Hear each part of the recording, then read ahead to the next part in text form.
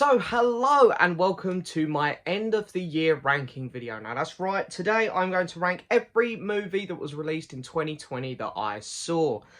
So I've done my top 10 worst films of the year, I've done my top 10 best films of the year, but for everyone who was wondering where everything else fell, this is what this video is for. I'm just ranking every video that I saw that came out in 2020. Now I'm not including Hamilton, because I don't really count that as a movie, and I'm not including films like Jojo Rabbit, 1917, because while they come out in 2020 here in the UK, they were 2020 releases in America. They were 2019 releases in America, sorry. So yeah, for those, because I know that I've seen a lot of people here in the UK who have been putting those in like their top 10, which obviously they would be in my top 10 as well. But I already included them in my 2019 ranking. So they will not be appearing here. But anyway, so my top 10 and my top 10 best and my top 10 worst are going to be the same, so I'm going to breeze through them. So without further ado, let's get started. Coming in last place, number 69, yep, very funny, that's how many films I saw, is Artemis Fowl. Talked about this film loads. This film makes zero sense to me. It's boring, the action is bleh, the character's doing hilariously bad things, and the lead character is just so unlikable. There's not really anything to like with this movie. Coming in at 68th place is a film which you can't take too seriously as it is, and that's The Kissing Booth 2.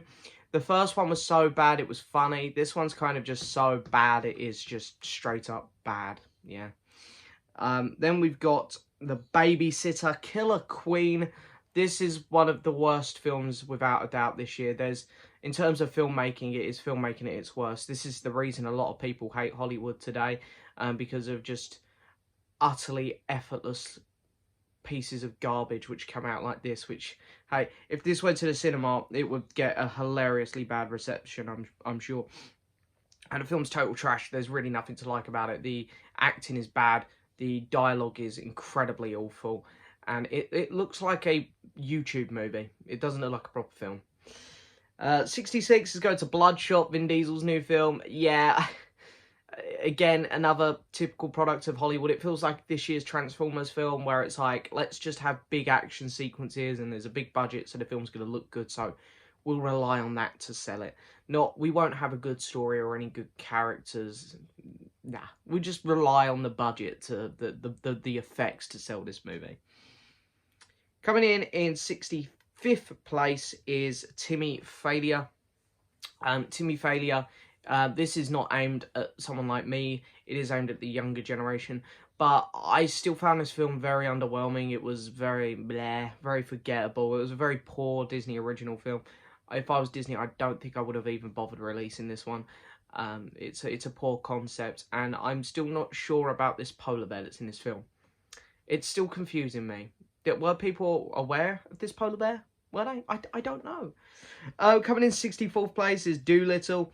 Robert Downey Jr. This is not the film this poor man signed up for. The film went through huge production issues, and unfortunately the film changed a lot. The story is absolutely weird. There are some awful, truly awful jokes in this movie. And Robert Downey, what accent was you doing? I know you're a great actor. What happened? Next up is Fantasy Island, coming in 63rd place. Yeah, this film had one of the worst scripts of the year. It also had one of the worst plot twists of the year. The plot twist was so predictable, and then it created a huge plot hole. It was just very unrealistic in terms of how certain characters were handling what was going on in this movie. And yeah, I didn't like this movie much at all. Coming in 62nd place is Greyhound. This film is it's incredibly boring and dull. There's little to no character development. There's nothing that happens throughout this movie, really. This film could have been done in 20 minutes. Literally. Most of this film is in boat language, and it just doesn't make any sense. Yeah, this film sucks. It was so disappointing. I really wanted to love this movie, but it just wasn't that great in terms of filmmaking. It was very poor. 61st is going to Rebecca, which is someone remaking an older movie. I got this wrong in my top 10 worst list. someone did correct me in the comments, but I've already forgotten. It was either come out in the 30s or the 40s, the original Rebecca. It's a very old movie. And here it just seems like they didn't know what direction to take this movie. It's sort of a mess. Then we've got Scoob, which is my this is the last film which I'm recovering at the minute. Scoob, it tried to set up a huge franchise before it tried to make a good film. This doesn't feel like Scooby-Doo at all. And I just really don't like the direction this film went in, and it makes me sad because I would like to get some good Scooby-Doo movies, and this film has gone, nope. You're not going to get any more now because this film was so bad. No one watched it. No one cared about it. You're not going to get any more. So, Scoob comes in 60th. Now, here we go. There's the top 10 bottom ones all over again. Now, we get to talk about films I haven't mentioned. So, this is all going to be brand new for you guys now until we get to the top 10. Here is where I placed every other film that come out in 2020. So, coming in at 59th place is a film which a lot of people are asking me, where is this? Because a lot of people are expecting this to be in my top 10 worst. It just missed out, but it's still a pretty bad movie. Hubie Halloween, starring Mr. Adam Sandler and Julia Bowen, I think her name is. I know some people like this because it's that typical old-fashioned Adam Sandler humour, but for me, it's just not the good old Adam Sandler humour. This fits into more of like the bad, forgettable side of the Adam Sandler comedies. I hate his character in this. I couldn't understand a word he was saying for half of it. There was one scene that I found funny, where he was trying to talk to someone through a car window, and all you could see was this, and he was sort of mumbling. That's the only scene where I was like, I suppose it's kind of funny. And he has his cup holder that does all weird shit. I really didn't like this movie at all. I didn't know what direction this movie was going in half the time. I thought this was a very poor comedy. Coming in at number 58 is Ava, starring Jessica Chastain. Now, Jessica Chastain is very hit and miss for me. Sometimes she's great in Stella. Sometimes she's terrible. X-Men Dark Phoenix. She's an actress which blows hot and cold a lot.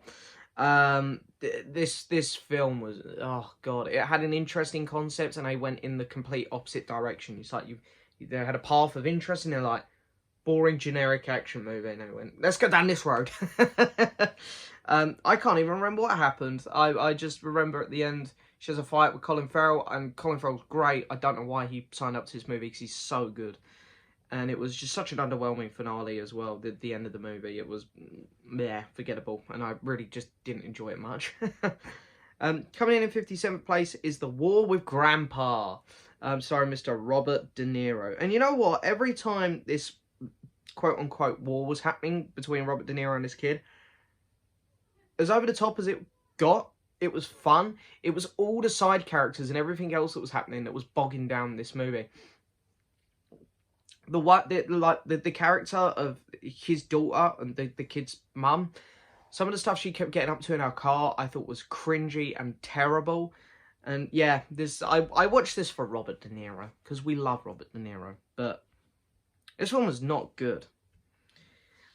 56 is going to Stargirl, another Disney Plus original. At the start of the year, I really wanted to get on board with the Disney Plus originals. There was like 3 or 4 that dropped, and one of them was Timmy Failure, and one of the others was Stargirl. This was admittedly better. It stars an actual singer, which is kind of cool because it's based around a singer at a school. And I think this girl won one of the American talent shows, one of the American singing shows. And it kind of shows that she's not really done much acting before. Yeah, the film was, I just didn't really care for it much. I thought it just felt so unnecessary when it ended. It's like the film had a bit of an identity crisis a few times, and overall pretty forgettable movie. Coming in 55th place is My Spy, starring Dave Bautista. I really didn't like this movie. I really didn't like the humour. I thought it was really, really bad. And we've seen all this buddy cop thing before where the cop befriends kids. You know, we got Kindergarten Cop, which is a much better movie. We've seen all this before. This film really needed to try and do something unique to be memorable, and it didn't. It was just the most blah, kind of forgettable movie ever. So yeah, My Spy exists. Coming in at 54th place is a film which everyone wanted to be in my top 10. And don't get me wrong, I really don't like this movie, but I still think that the films below this are worse. The 2020 live-action adaptation of Disney's Mulan. This film was bad. It was, yeah, this was... I had high hopes. The trailers looked good for it. I was like, okay, we're going to do a realistic approach. So we're not going to have Mushu. We're not going to have the songs. Fair enough. This would be interesting. Let's see if they can pull off a really gritty live action. But they didn't go anywhere with it. It was the same generic story. And this realistic approach. There was all of a sudden a witch who could transform into loads of birds. All of the side characters from the original, which gave the original film lots of charm, like her friends who she was training with, they were so dull and boring in this one. There was just... The acting was just very wooden. The lead actress just didn't do a great job. Visually, this film was very meh looking as well. This is easily the weakest of the big live action adaptations that Disney's done. In fact, it might be the weakest of them all, even if I'm going to include things like Lady and the Tramp. I don't think this was a good film. I think Disney really missed the mark on this one. Coming in at number 53 is Project Power. I thought this was a great concept, this movie. I was really looking forward to this. You take a pill, you either die or you get a random superpower. It's a risk and it sounds like an interesting concept. The direction they went with this film was really strange, really odd. And they had such promising actors in this. You know, Joseph Gordon-Levitt, who's returned to acting this year. Really exciting because I love this man. But this film was not great. Jamie Foxx, unfortunately. I love Jamie Foxx when he wants to be good. I think he's incredible. You know, Django Unchained, fantastic movie. There's another Jamie Foxx performance that we're going to talk about in a bit, which I'm sure you guys are all aware of what one that's going to be, where he gives a great performance, even if it is just with his voice. But here, he gives off that obnoxious Jamie Foxx, you know, electro type. Stop, you're annoying me. Project Power was very underwhelming. Number 52 is going to Inheritance. Now, I wanted to watch this for Simon Pegg, because I really like Simon Pegg. And this film was... It was okay. It was honestly going okay. It would be a lot higher up on my list if it had stuck the landing. Unfortunately, the twist at the end... Because I really wasn't sure how this film was going to go in terms of, you know, is Simon Pegg innocent? Is he not? Is he... But then what they'd done with him actually created a massive plot hole and kind of ruined the whole film.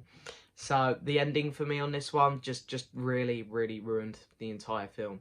And also, the posters for this, does this film feel like a bit of a Cloverfield ripoff in terms of how they were trying to promote it? 51 is going to Black Beauty. I grew up watching Black Beauty. Around my nan, she loves Black Beauty. I think there's like 6 other films around this horse. A lot of them quite old. And I remember watching most of them as a kid. I can't really remember... you know, which story fits which movie and stuff, because they all kind of a blur now in my mind. But I was like, you know what, I'm excited to see another Black Beauty. I like this story. You know, I'm a bit biased. I grew up with it. But what Disney gave us here was a very boring movie. I think boring is the perfect way to sum it up. Because, you know, Black Beauty, some of the films are really over the top.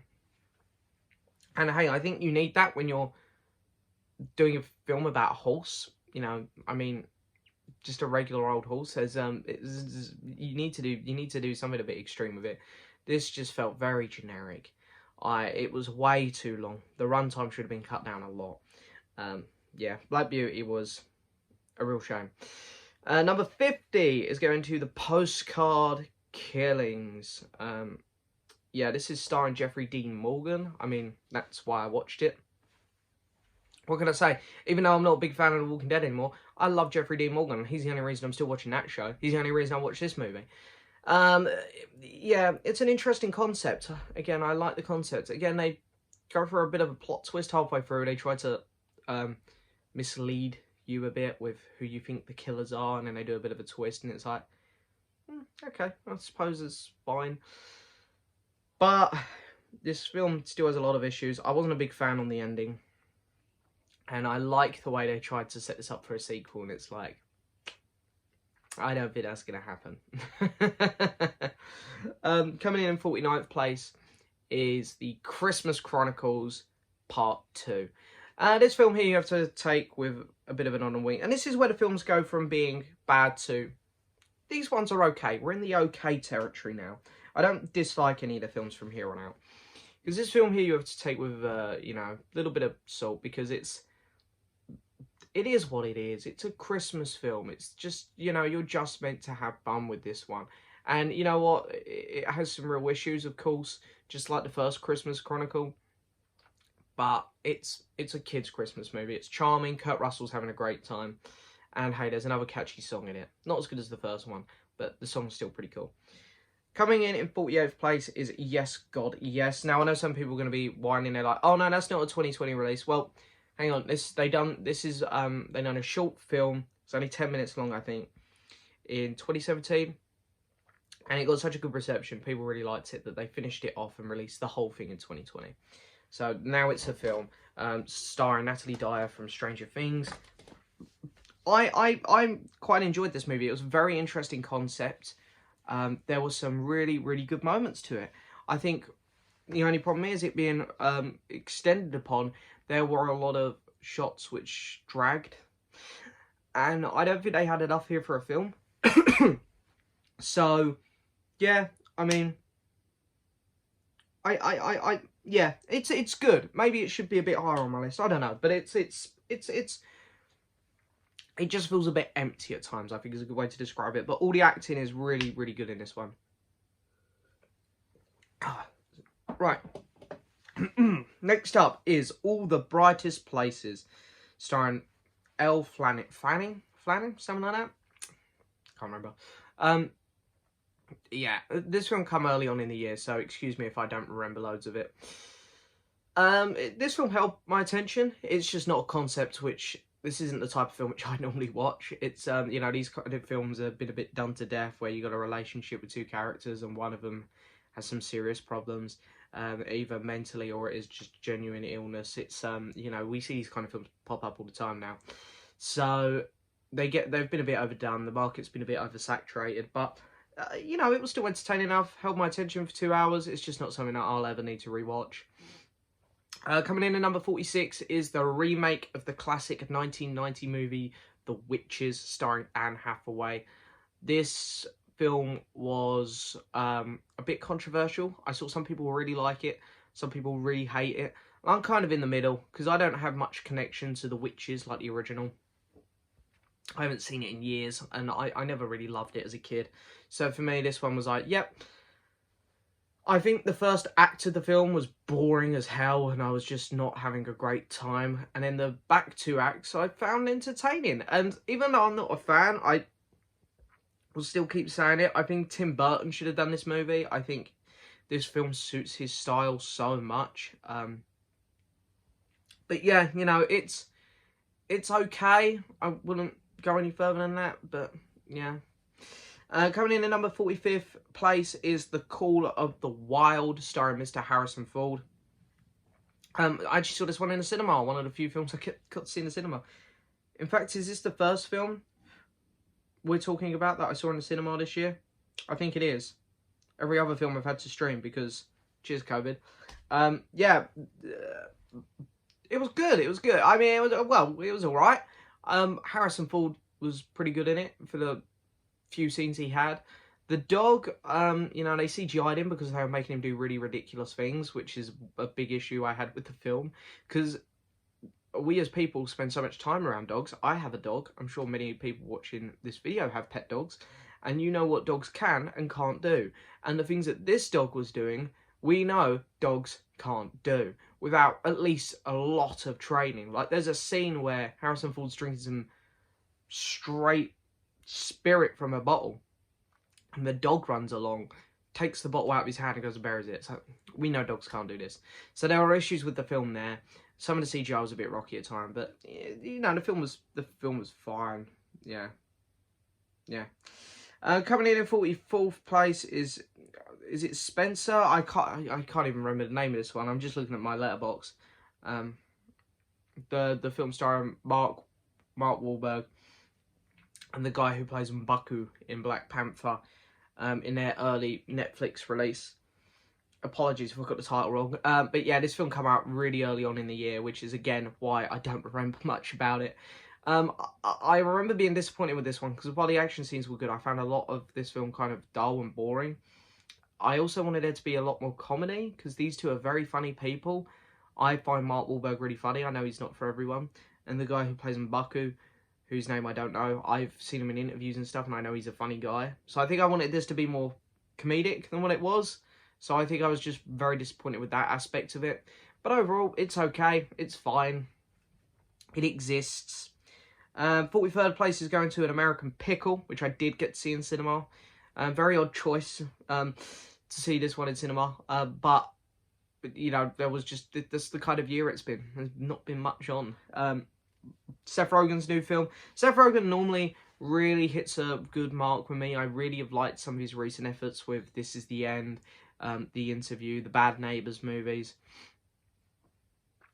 This film here was, I don't know, it felt like it was just a filler movie for him. Like, oh, we got to make a movie now. Let's just, quick, I can't be asked to write a new good film. Oh, here's this script, or here's this plot that's, I doodled about with. Let's just make this a movie. Yeah, you know, it'll kill an hour and a half, but that's about as far as I go. I wouldn't go raving about this film anymore. Coming in at 42nd place is Bill and Ted Face the Music. I've never been the biggest Bill and Ted fan, but hey, this film here, you've got to take it for what it is. It's a really stupid comedy with a really stupid concept and really stupid characters. If you can ignore all that and just not expect anything grand, you can have a fun time with this. It is a fun, silly movie. So, yeah. Then we got Underwater, starring Kristen Stewart. This film had some amazing work gone into it. I loved how this film looked. I felt very claustrophobic watching this movie. It done a great job at that. I really liked how this film was made in terms of like lighting and stuff. I thought it was really well done. I didn't like when these monsters started coming into it. I thought the film lost its way. It got a bit silly. I sort of was enjoying it before all that sort of stuff started happening. So, yeah, Underwater, it's alright. It just really, really lost its way, unfortunately. Next up, coming in at number 40th place is another Kristen Stewart movie, Happiest Season, which is a very interesting Christmas movie. It's the first Christmas movie I've seen where, like, the lead couple are a gay couple and one of them is taking her partner home to her family and they don't know that they're gay. So it's interesting. There's probably a Christmas film out there already like this. I just haven't seen it. It's the first one I've seen. So it was an interesting concept. And you know what? I actually had a good time with this. There was some cringy moments to it. Some rocky acting. But overall, I quite enjoyed this movie. I did. Yeah, it was fine. It was fine. Then we got Holiday. Oh, God, that title. I hate it. I hate it. The film itself, it's a interesting rom-com on Netflix. Rom-coms have to do a lot wrong to be bad, really. But then they have to do a lot to be good. And this is your typical Netflix rom-com where it's alright. It just sort of falls around the middle of the pack where it's like, yeah, it's not bad, it's not great. It's alright. I had a fun time with this and that's about it. So, yeah. Holiday. That's the film I watched. 38th is going to Honest Thief, Liam Neeson's new movie. I think it's one of Liam Neeson's weaker action films, to be honest. I still kind of like it when Liam Neeson goes back to do one of his classic action movies. It's always fun for me. But I think this one just kept going and kept going, and it went on and it went on. And by the end of it, I was kind of fed up. I was like, just end, please. I just... But there were fun moments to it, and I like Liam Neeson. So, then we've got The Devil All the Time, starring Mr. Tom Holland. This film had some incredible acting in it, some really, really good acting in it. And, yeah, I found it really interesting because, obviously, being British, we don't get to see that side of America very much over here, where there's a lot of, where religion plays a big part in a lot of people's lives. And maybe too much of a part in some people's lives, as you kind of get from this movie. But it was interesting. I think, again, this film suffered from the runtime a bit, maybe being a bit too long. But overall, I did have a good time with this movie. Then, 36th, we've got Emma. Emma, starring Anya Taylor-Joy, who's had an incredible year with this and The Queen's Gambit, which you'll see me talk about in my 2020 TV show ranking. This film looked really nice. I love the cinematography in this movie, and a lot of the costumes and stuff were really cool. I think the film lacked a bit of a interesting narrative, but other than that, it moved along at a good pace. It wasn't too long. It didn't really drag too much. So I liked the characters in it. So I was it held my attention pretty well. Then 35th place, we've got a very similar movie. Funny enough, David Copperfield. I again managed to see this one in cinema as well. Crazy. I got to see it in cinema. I loved all of the side characters in this. Hugh Laurie's character, Pete Capaldi's character. There were a lot of really cool side characters in this. David Copperfield himself was actually one of my least favourites. And I really liked how the film kind of come full circle at the end. It had a lot of charm, this movie, I think. And again, the cinematography, the sets and the costumes were great. I love going back to these kind of times. Yeah, really cool. And it had a lot of heart and warmth, this movie. Coming in at number 34th place is The True Story. And it's from Disney Plus. It's called Clouds. There's a lot of... This film's a bit of a kick in the balls, so if you don't like sad movies, I wouldn't really recommend this one. So it's kind of hard to touch upon this one because it's based on quite a tragic true story. But in terms of the film itself, it comes with a bit of cheesy dialogue at times. But the acting is really nice. The music's really good. And yeah, it's a bit sappy at times, the movie. Because I don't know how much of this was actually true. In terms of, like, what actually happens in the plot. But it's fine. It's fine. It's a good film. Coming in 33rd place is On the Rocks, starring Mr. Bill Murray. And I forget the name of the actress, but most people will know her from Parks and Recreation and The Office, playing Jim's girlfriend in season 3. She's also the daughter of the writer of The Fresh Prince of Bel-Air. This was interesting. You have two very funny people here. I love both these actors. They both make me laugh a lot. And it's not really much of a comedy. It has a lot of serious moments to it. And just watching these two exchange dialogue was really interesting. I had a really good time with it. And it's just a film which held my interest really well. And it's a film which I can honestly see myself rewatching. I think from this point on, we're at films that I could potentially rewatch. Potentially. Coming in 32nd place is The Half of It, a Netflix original. This is again a bit of a rom-com again, but this one I just found really interesting. You've got a bit of a love triangle, which was a bit different to how I've seen love triangles handled in other movies before. It kind of ran with that really well. I really enjoyed the characters in this one because they were a bit quirky and weird, some of them. So yeah, on The Half of It, I thought was actually a very interesting movie. Coming in 31st place is The Old Guard. This is a film which I'm actually really looking forward to seeing a sequel to. I'm thinking we'll probably get a sequel because it done very well. The choreography in this film was really good. The action sequences were really well filmed. The plot was... I love the concept of this film, but the main issue I think I have with this movie, because I found this film pretty entertaining for what it was. You know, it's there's a lot of films that come out this year, like The Old Guard, where I tried to look at it from an entertainment standpoint as well. And, I did have a fun time with most of this movie. The main issue I have with this film is you see flashbacks throughout it, and it looks like there's more interesting movies there. So, maybe we'll get a prequel at some point. Coming in at number 30 is Bad Boys for Life. I know a lot of people have been putting this near their top 10, or even in their top 10. I just don't think I'm the biggest Bad Boys fan. I obviously liked it, because it's done pretty well on my ranking. I enjoyed this film, I really did. It's not bad by any means, it's just not a film which I would put much higher. In terms of character development, I feel like they kind of flip-flop the characters a lot. Like, one character would say one thing, like, I don't want to do that, and the next scene he's like instantly doing whatever he said he wasn't going to do. There was a lot of things like that happening. The action sequences were good. There were some very over-the-top moments, but I suppose that's Bad Boys. It was fine. I enjoyed it.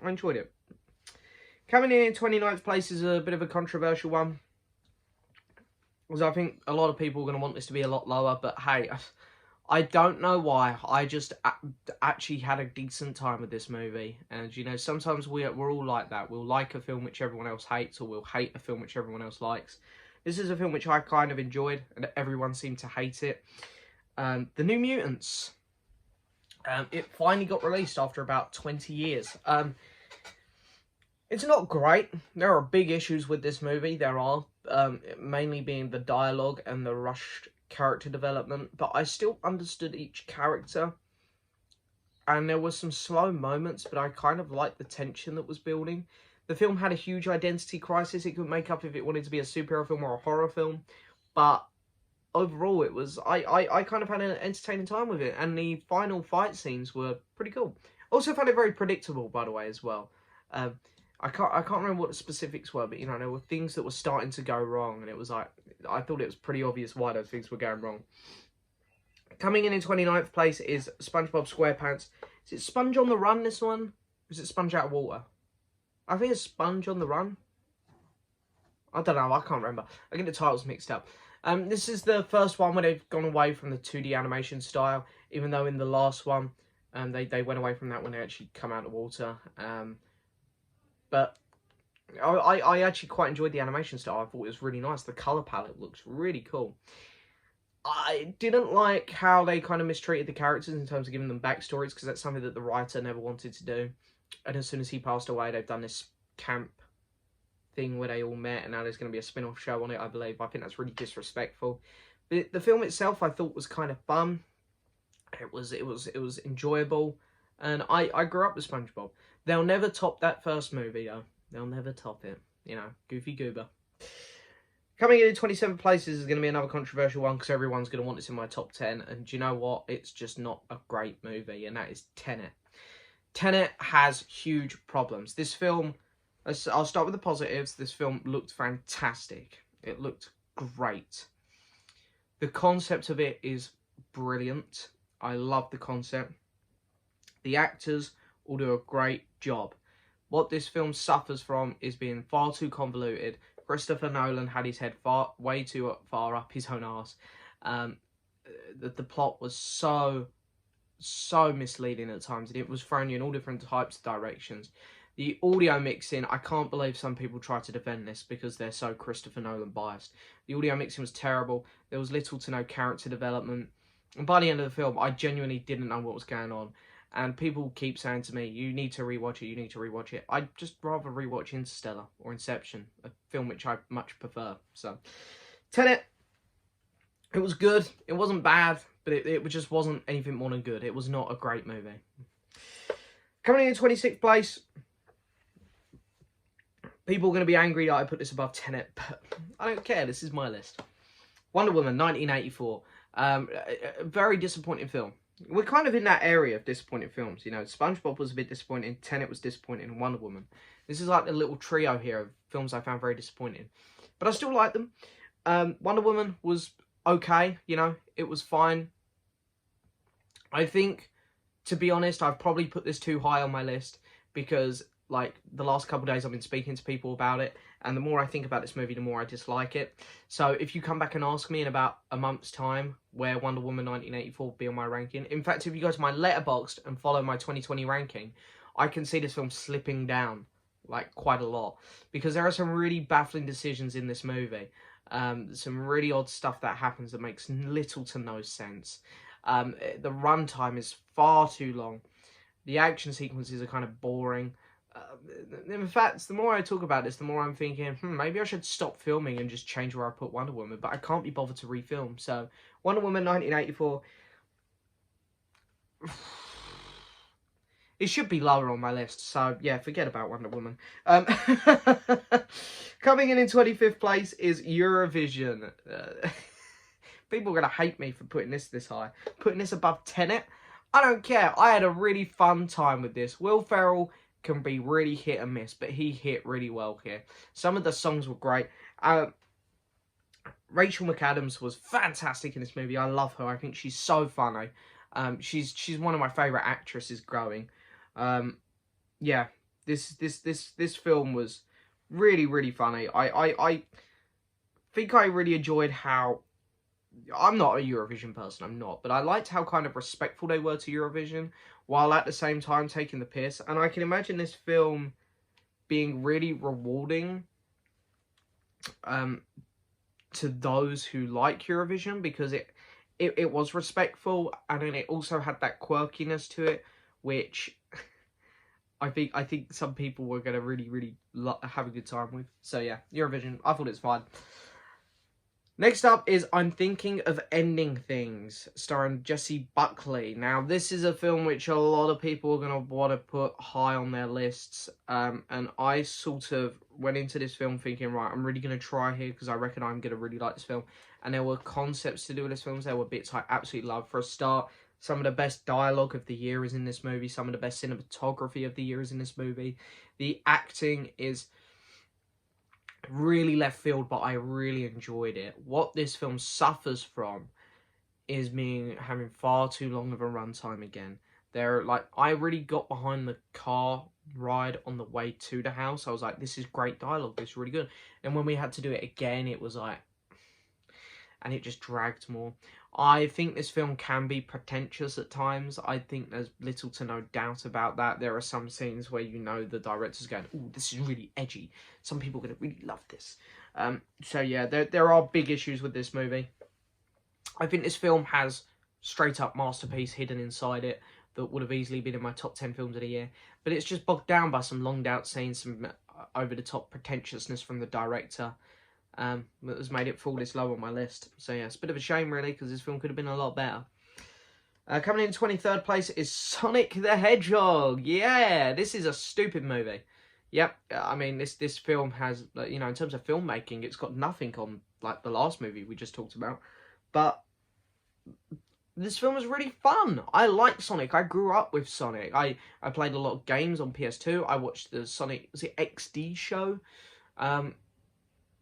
On, God, I can't remember what channel it aired on. I don't think it was Disney. Was it Nickelodeon or something like that? I can't remember.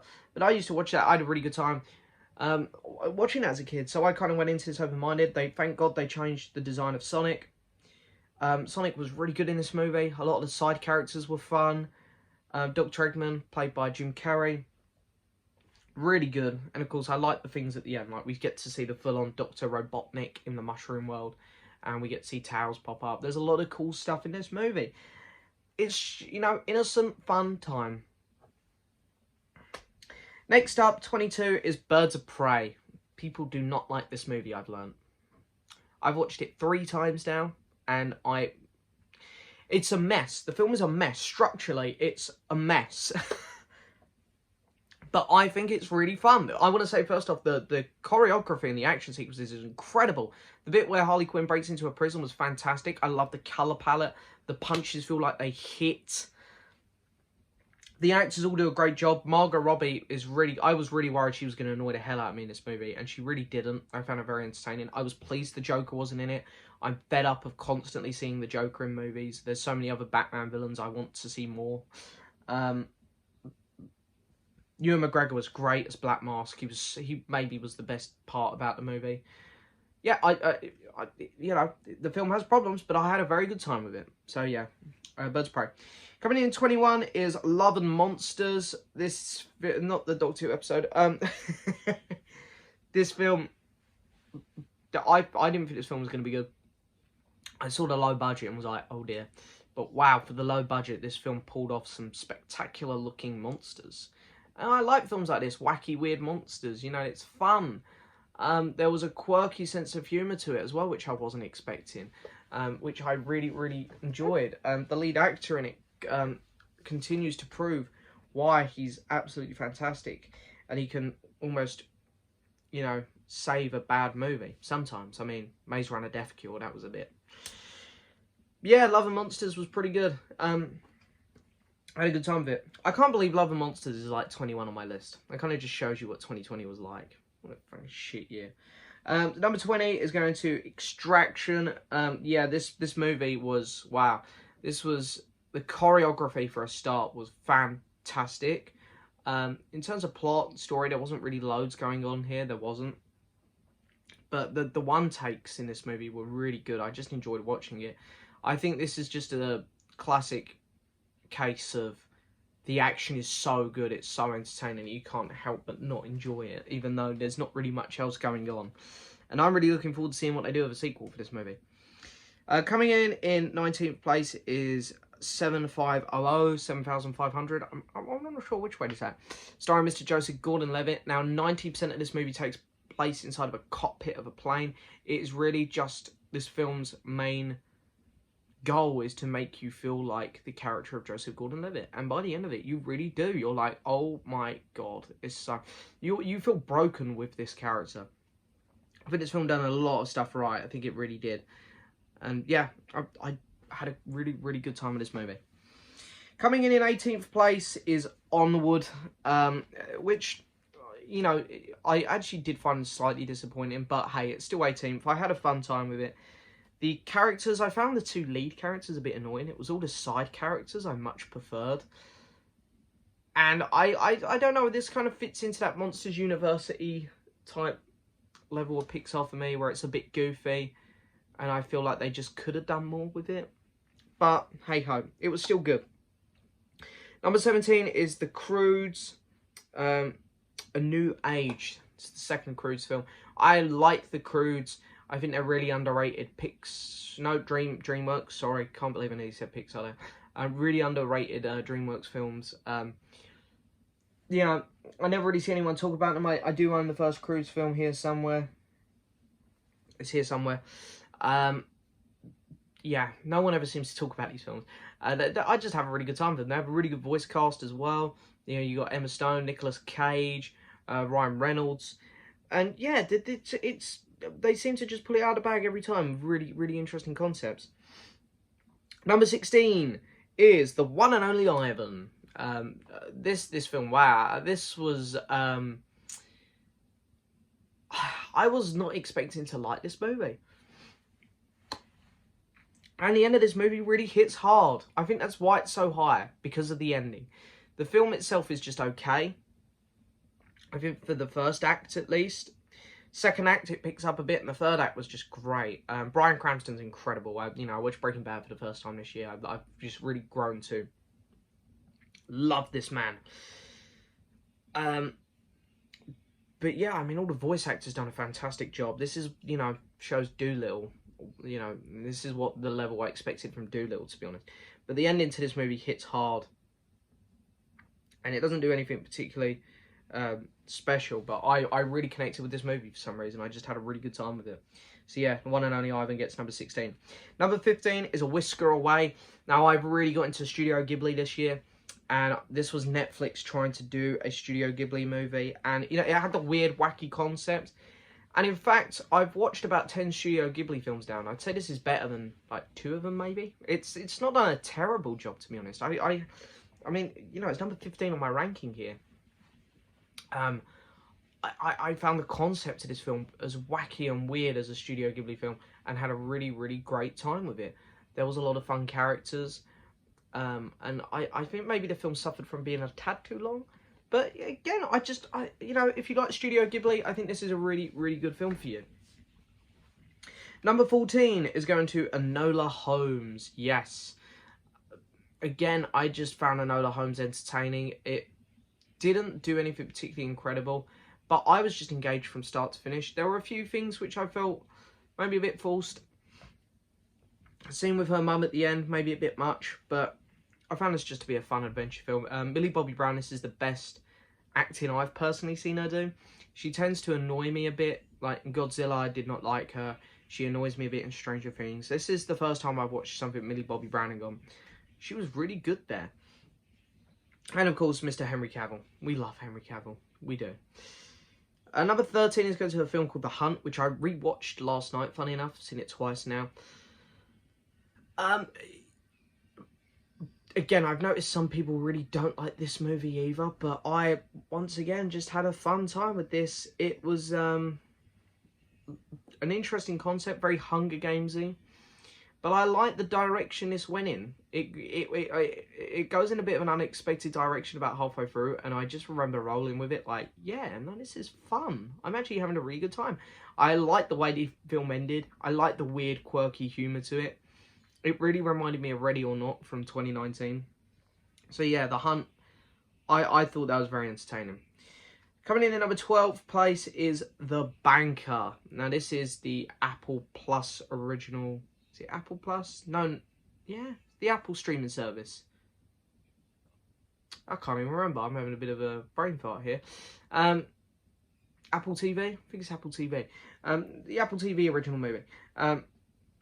Based on the true story of two black men who want to own a bank, but they can't because they're black, and this is in the 60s. I'm pretty sure it's 60s, where, you know, racism was just not good. So, of course, they get a white guy to pose. He's like a puppet for them. But they have to trade him up. They have to make him learn how to run a bank. And they have to teach him how to be a proper rich white guy. So they make him learn how to play golf and stuff. I found it really interesting. The dialogue in this movie is great. The cinematography is really good. And yeah, I just, again, found this film interesting. So that's why it's here. Coming in at number 11th is The King of Staten Island. Yes, now that's right. King of Staten Island. This film, I thought it was just going to be a laugh-out-loud comedy. But this film does something really interesting where, obviously, the main character sort of falls out with, I think it's his stepdad. I saw this early on in the year. So he falls out with his stepdad. And you as the audience, this film does a really good job of making you really dislike the stepdad as well. You're like, oh, yeah, okay, I get why he doesn't like him. He's not the nicest of fellas. And then, when things have gone wrong, he's sort of got what he wanted. The stepdad sort of out of picture. He starts to realise that he's actually a nice guy. And you as the audience are also like, oh, damn, I feel a bit guilty for disliking him. So the film's really clever like that. I think the film has a lot of heart to it. There's a lot of good moments. And, yeah, it's a nice film. The lead actor, this is the first time I've seen him. I think he's from Saturday Night Live, and he does a great job as well. So, King of Staten Island just missing out in the top 10. So here we go, top 10. I'm going to go a bit quick on the top 10 because I've already got a video out there just on my top 10. So if you want to hear me go into more detail on any of these, just go watch that video. So number 10 is Ma Rainey's Black Bottom. It's the last film with Chadwick Boseman in, unfortunately, with his sad passing this year. I loved this film. I loved going back to the 30s, 40s, whenever this one was set, and just being put in this recording studio where Ma Rainey made her very famous debut song, and it was just incredible to see some of the conversations that were going on here. Viola Davis and Chadwick Boseman both stole the show. They were incredible. Ninth place is going to Mank. This film, again, really loved just putting you back in the time period of, you know, this was the making of Citizen Kane, and you really got that. I love being put back in this time period. It was a great period piece. I loved the dialogue in this movie. The dialogue was fantastic. The acting. The cinematography was gorgeous as well. This film just unfortunately suffered from, I think it lost a bit of sense of direction in the back half of the movie.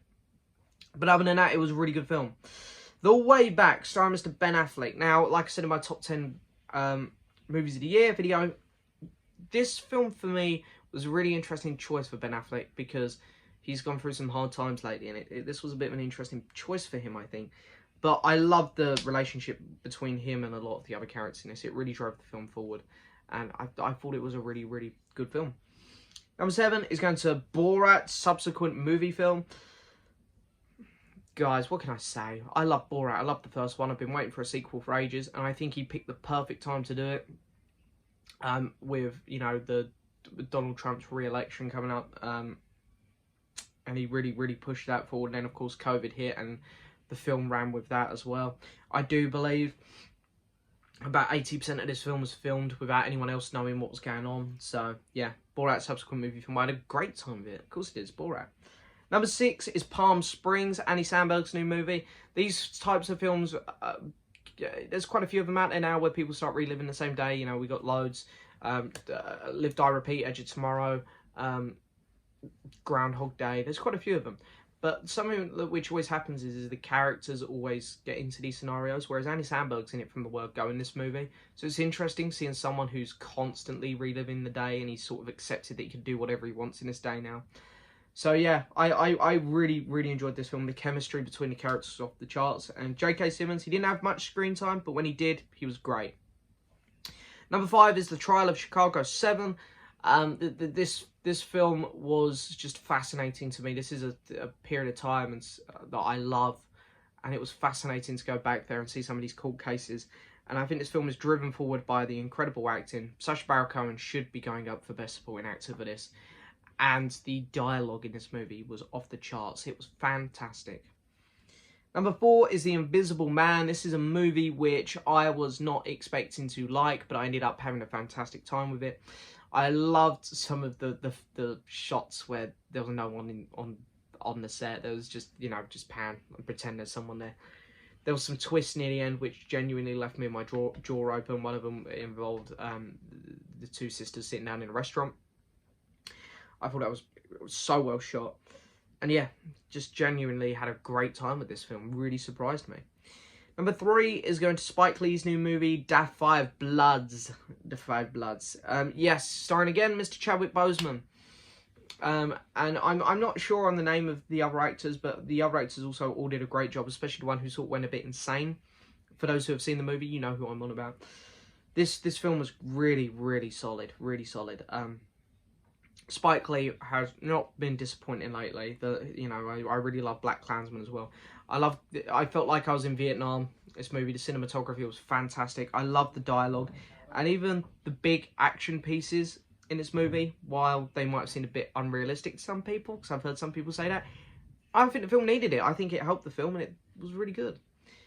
Coming in second place is Pixar's Soul. This film is filled with incredible, important messages about life and living, which I think a lot of people need right now, because 2020 has been horrible. It's such a great film in terms of characters. It's brilliant. The chemistry is off the chart. The cinematography in this film is gorgeous. The colour palette is bloody incredible. This is by far the better of the 2 Pixar films that come out this year. There's no doubt in my mind. This film got me teary-eyed and had me excited. It done a lot, and it's a great film. But first place is going to a film which come out on New Year's Eve. It was the very first film of the year. I know some people are going to count it as a 2019 film, but it's New Year's Eve. That don't count. I'm gonna put it in as 2020. It is The Gentleman, Guy Ritchie's return to these British gangster films. This is him returning to Lock, Stock and Snatch. And wow, he knocks it out the park. I love this film. I love the characters. The characters in this film are so good. Colin Farrell, Hugh Grant kind of stole the show for me, but honestly, everyone's so good in it. And I just love the way this film went. I loved how every character had something to do. And it wasn't like you go to one character and you forget about a load of others. You were constantly going back and forth, so you didn't really get lost. And the plot was really, really clever. I had a great time with this film. But there we go, there's all the films I saw in 2020. Wow, that was a lot. That was a lot to talk about there, guys. So I hope you enjoyed it. And again, I'm sure a lot of you are going to disagree with my list, and that's fine. Just remember, it is just my opinion.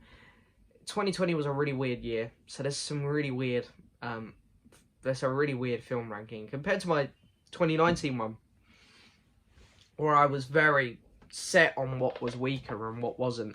I think this year it's all just been a bit of a mess. So yeah, it's a strange ranking this year, but it looks like we're going to get some blockbusters next year, so I think next year hopefully the list will be a bit more interesting. But yes, anyway, that's it for this video, guys. I hope you enjoyed it as always. Don't forget to hit that subscribe button, like the video, leave a message, and I'll see you all next time for another video.